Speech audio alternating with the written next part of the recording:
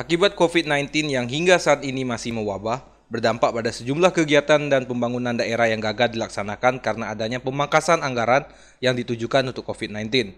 Salah satu program kegiatan yaitu pemilihan kepala desa atau Pilkades untuk periode gelombang ketiga tidak bisa dijalankan dikarenakan adanya keterbatasan anggaran.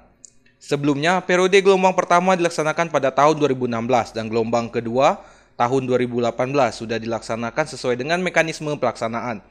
Untuk tahun ini sekitar sebanyak 16 desa tidak bisa melaksanakan Pilkades.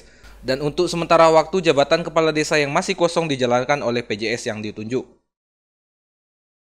Tertundanya ini bukan semata-mata ada unsur kesengajaan, tapi memang ada keterbatasan anggaran. Yang kedua, setelah kita mencermati karena ternyata di tahun 2020 ini juga kita ada hajatan besar juga, yaitu Pilkada, yaitu pemilihan kepala daerah.